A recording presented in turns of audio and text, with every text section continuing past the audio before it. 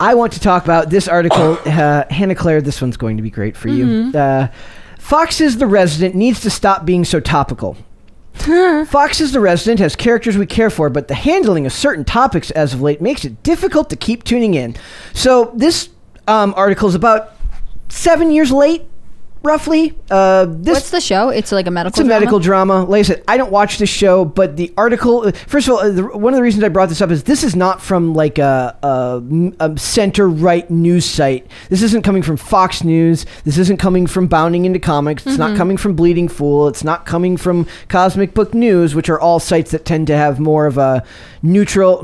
that's actually being really generous. A center-right perspective, or just their counterculture to what the mainstream narrative is. Okay. CBR is very much in the term of mainstream geek culture websites. I think the mainstream culture is pretty anti-religion, though. Just but they don't just talk religion here. So it says Fox is the Resident has characters we care for the handling of certain topics as of late, and make it difficult to keep tuning in. Starting in 2018 and currently in its 5th season, Fox's medical drama The Resident follows the doctors of Chastain Park Memorial Hospital as they navigate the perils of medical bureaucracy while still saving lives. Compelling characters make the writing effective as it impels viewers to is that a word? Impels? I think it might mean compels viewers. Okay, cool. To see both sides of the issue inherent, at least until recently. See, that's what I'm saying. It used to be, Hollywood used to be able to do this, share both sides of the argument without explicitly telling you that one side was better than the other. Even if one's a bad guy, a lot of times there's strong motives that you can understand for that character that don't make them out to be a cartoon villain. It says, while the events of 2020 impacted everyone, for serial television, the effect was a little different. Production got delayed, new safety measures were implemented, and those shows set in modern era had to decide to acknowledge how to acknowledge the COVID pandemic. CBS's Bull, for one, chose to power through it, showing how much issues would affect the courtroom. Fox's The Resident, on the other hand, decided to go with the time skips to get the storyline from under the pandemic shadow. And yet, despite being set in a nebulous amount of time in the future, today's politics still hamper the show. Those who have taken human relations courses in school understand that one big rule presented: never discuss religion or politics. It is not to say such discussions have no place in entertainment media, but it needs to be done really, really well in order to not chase the audience off. NBC's procedural drama Law & Order has managed such tricky topics for years, for example, primarily through good writing and fantastic delivery. I want to know where the hell... or Law & Order SVU? I mean, really both. Law & Order did it well, too. I want to know where the hell this article has been for the last 5 to 7 years. I really do. I think they're fed up now. Television, network television especially, has gone steadily downhill since 2015. A lot of people, at least that I've done research into, attribute this to like when they enacted ESG funding for these companies to be able to, they don't have to worry about their network numbers as much as they used to, as long as they're pushing the right message or what they believe is the right social message. I think that may be part of it. I would say more of it has to do with good writers are just going to premier networks like Showtime, or they're going to HBO Max, or they're going to Netflix is not hiring. Netflix is full of garbage. They're going to Hulu. They're going to all these places where they can get better deals to write less episodes. And then the network television is being populated by people who didn't grow up with writing as much as they grew up with watching television and movies, and they're writing in a way that is far less subtle. So what's this article's like main objection? So they're saying here is we'll go down further. It says not so. It's okay. Where do we leave off here? Okay. In many cases, viewers are left with the feeling that there might or might not be a right answer. They're referring to the Law and Order, to the past topics, right? That it was nebulous in how it was delivered. That saying they could see both sides. And they of the think aisle. that the Resident is not doing that. What is the Resident doing? It says, but it's delivered in such a way that hot topics become discussion points rather than points of contention. That is an important point. Like when they make these things now, it's always contentious. It's never a discussion. It's always people dig into their corners and are rabid about what they believe, rather than being willing to see it from a not so much neutral but open-minded perspective that good writing seems to bring out of people. So it says, not so with season 5 of The Resident. Despite doing well with the balancing act in previous seasons, this season hasn't done a good job of portraying both sides. Religious viewers could rightfully take issue with the callous way belief systems are viewed, while those viewers tired of current events will not appreciate how mentions of COVID and word-for-word quotes from the news are tossed in. I talk a lot about how much buzzwords ruin these shows. Buzzwords are what absolutely draw you out of it. If I'm watching a television show and you have an infinite amount, not an infinite amount of time, but you have an infinite amount of creativity and energy to write something truly unique to a character, why are they reciting MSNBC or Fox talking points, word for word? One could make the argument that if they were products of their environment, maybe those words slip into their lingo. But I think that's something that you can sacrifice for the sake of making the writing more engaging and all-encompassing to the story. It pulls you everything in, and it disperses the real world where it becomes a sort of shadow. You see the shadow of the real world on the outset, but it doesn't play into every aspect of the story, because what you're doing is not the real world. You're telling a story. More care should be paid to what words are put on screen. Now, I don't know how much of that is vamping from actors. Are they inserting these words? Is it the type of director that tells them to read the words word for word on the script? My guess is if it's buzzwords, those are very integral to whatever the topic is, so those are likely written for them. It says, we go past religious viewers. Shows, well, those viewers tired of current events will not appreciate how mentions of COVID and word-for-word quotes from the news are tossed in, particularly as they don't feel integral beats to the story. Like I said, it's a far cry from writing from earlier season and drags down the more thought-provoking moments of the show can have. It's questionable why current events are still talking points in the show, considering the 2 time skips. The first time to get to a point where COVID is no longer a problem, and the second time to get the main character of Dr. Conrad Hawkins to a point where he could believably return to Chastain. At minimum, the show's 6 years ahead of current events, and yet feels like the writers are not only focused on delivering quality entertainment they're not as focused on delivering quality entertainment as much as sending a message. I've been saying this for years. What was the point of enacting a 6-year time skip? Like, I love and appreciate shows that just ignore COVID. I had this. Was that you? I was having this discussion with you and Brian. I was like, I wish that they would just not talk about it. Yep. It's an interesting crossroads that I think other shows have to face. This was similar during 9/11. Like, there were a lot of shows that had to choose to acknowledge or not acknowledge 9/11, and that's obviously impacted the rest of the story, but also it spoke to a cultural beat, I guess I would say. Like, is this too sensitive to be mixed into television? Is there a way to respectfully acknowledge it?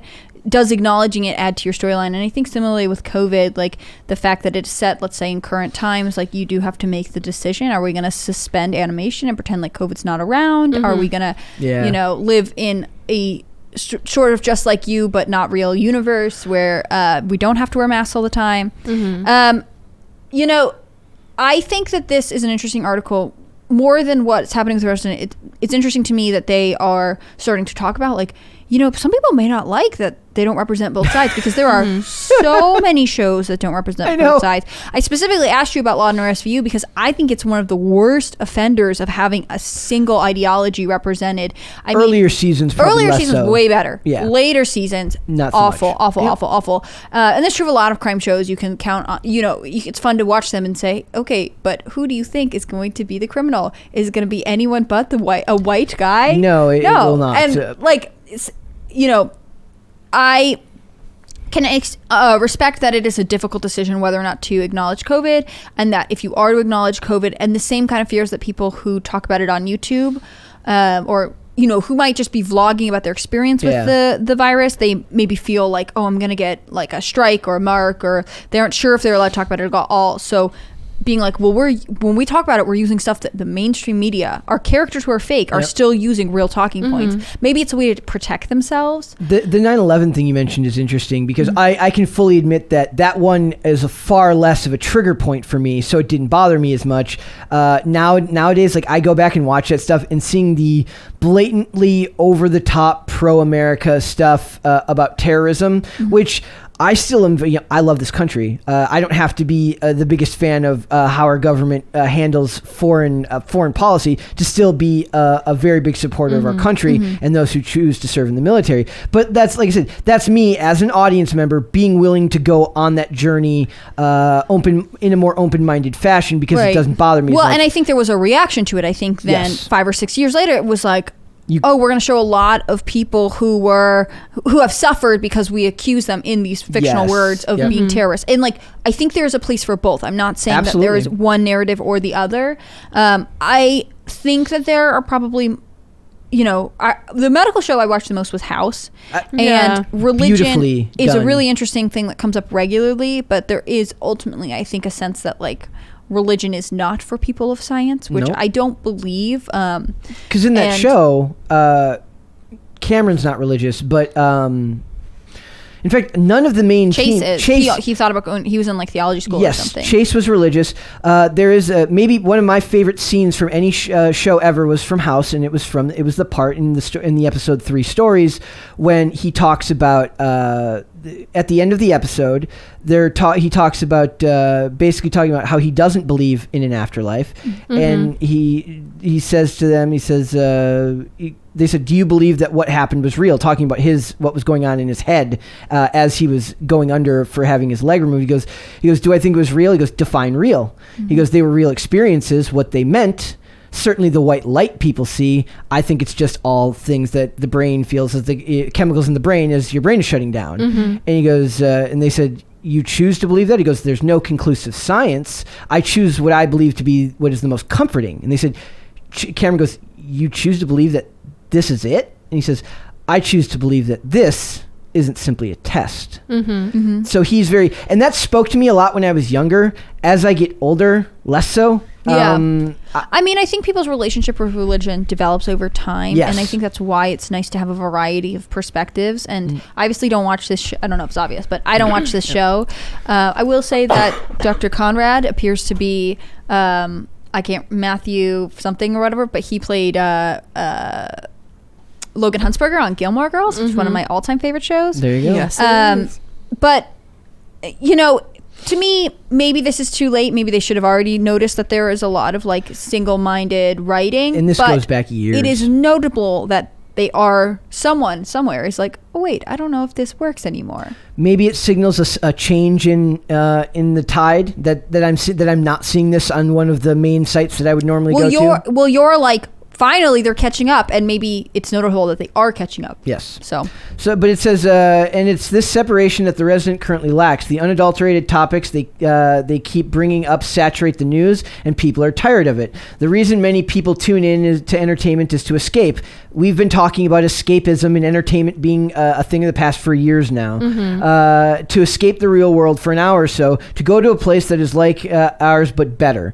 By not approaching the topics objectively like they have in the past, the show runs the risk of alienating viewers. I will say that trying to not explain COVID in a medical show seems like a tall task. If anyone should dress, I feel like it's a medical Yes, show. But also this, like the line that like the way they've done something in the past, like maybe it's not about, if a show suddenly gets a new writer mid second or third season, like they will lose audience members sometimes. Like it can really affect, even it has nothing to do with politics or anything like that. Like if the vibe is over, you may not want to pursue the show any longer. Two great examples of this are the show Madam Secretary with Taya Leone. Once it had 3 really good seasons, and then once Trump got elected, there's even Hillary Clinton in like season 4 or 5. Like they make a point of like they talk about she becomes the Secretary of State, but they don't really acknowledge political parties, who's who, right? All the things are delivered from a standpoint that you can watch and not really feel like you're being triggered by all of it. There's also the show The Rookie, which is a police procedural starring Nathan Fillion, which was fairly neutral for the first 2 seasons, and then when George Floyd happened, became anti-cop very fast on a cop show, which was challenging. Yeah, not to mention like now, like I said, we're going to talk about the Peacemaker. Yep. And with modern television, you'd think there's a white supremacist literally on every corner. I guess I don't really care so much. I like the religion aspect of it better because I think that that's a less triggering topic for most people to think about. Maybe we could do more neutrality in religion too, but also bring that to the political aspects as well when they talk about that stuff on these shows. And there's a great quote from Bill Watterson here. It says, as Calvin and Hobbes creator Bill Watterson said, I love Calvin Hobbes. Politics and entertainment media, quote, does not have to have labels written across everything or make its points with a sledgehammer. A thoughtful delivery can spark more discussion than simply parroting current events. The latter immediately dates the media and prompts viewers to change the channel, while the former sticks long after the show is done. Media can make people think, but in order to do this, it needs to feel less like a lecture and more like a conversation. Yeah. Yep. Not to mention that, the guy didn't sell the rights to make Hobbes plush dolls out of artistic integrity. Bill Watterson's an incredible, a huge part of my childhood, and I just think that that is very interesting. Do you have a favorite Calvin and Hobbes anthology? No, I don't. One of the best gifts I ever got, my dad gave my brother and I the complete collection. Yes. Like it's the hardbound, it's in the box, Wow. and it was something we all. When I was a kid, my dad didn't grow up with them, and my brother borrowed a friend's copy of it, and we all fell in love with it all together. My dad loves Hobbes. The Ranger Rick. Yes. Spaceman Spiff. That's what I'm thinking of.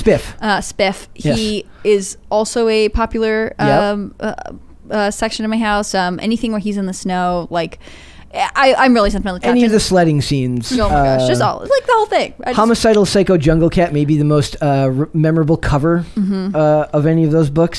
So yes, Calvin and Hobbes is incredible. Miracle, you should read some Calvin and Hobbes. I did.